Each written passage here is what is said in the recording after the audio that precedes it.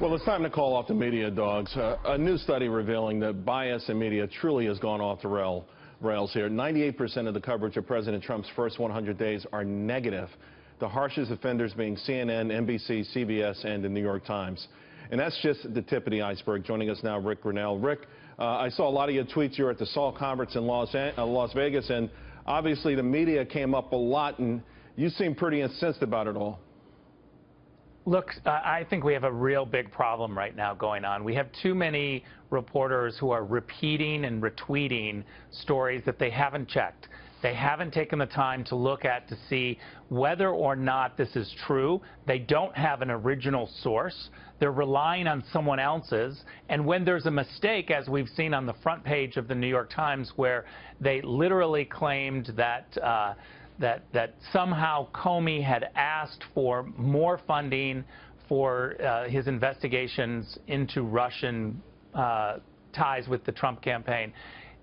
This anonymous source said that Comey was asking for this right before he was fired. Right. What we found out later is it is not true. Now, that story was on the front page of the New York Times, A1 above the fold. How do we ever get that back? There is no correction.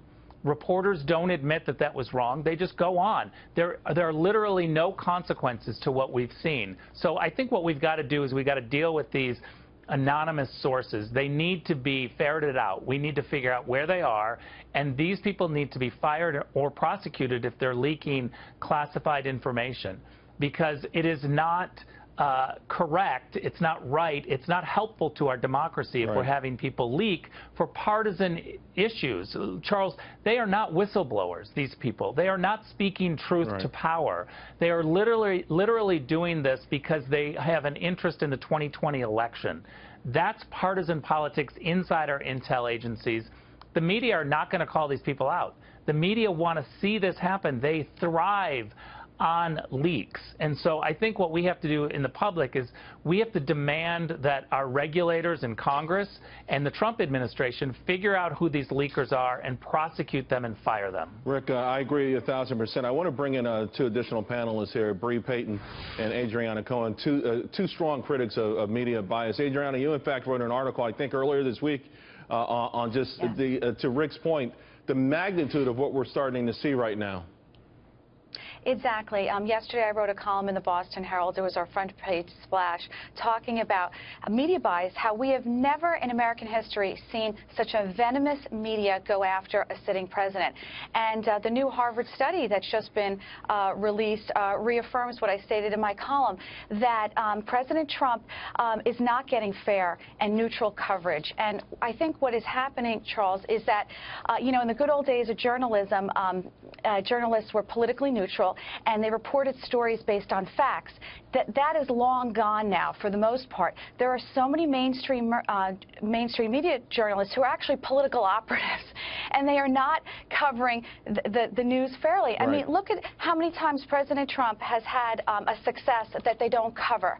But then they manufacture crises after crises after crises. As Richard pointed out, a lot of these stories aren't even true, and they try to create this false perception that there's chaos in his administration when it's not true. And to your point, Adriana, I just want to bring this up. It's terribly unfair, and it hurts our country because all Adriana, Americans, the voter, want our president to solve our country's problems. You just hit on a good point, great point. We got to bring this up because every day now, it seems this week, there's been a 5 o'clock bombshell. It happened today around 3:30. Two bombshells, one from the Washington Post, one from the New York Times, forcing Spicer to put out a communique that more or less said, listen, guys, we're focused on real issues here. But, Bree, this is what the White House is dealing with almost on a daily basis. These are timed to catch the evening news cycle. They're timed to catch the White House off guard, and they have been successful in that regard.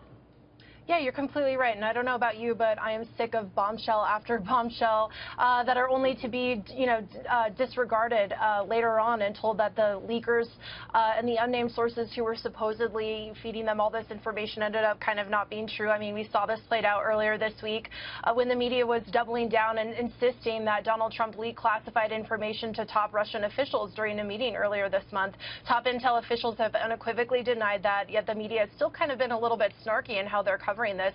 And I think, just in that study, there was some figures about the way that the media has been covering the Donald Trump presidency. As you said, 98% of it's been negative, whereas I think only like 30 or 40% of it was negative about President Obama. And, all throughout Obama's tenure and all throughout his presidency, his administration would leak classified information all the time, and the media didn't care. So I think this double standard really shows that, the media isn't about holding those in power accountable. This isn't about telling the truth. This is about pushing a partisan agenda. The day and age of the bipartisan media, even trying to be bipartisan, is long gone.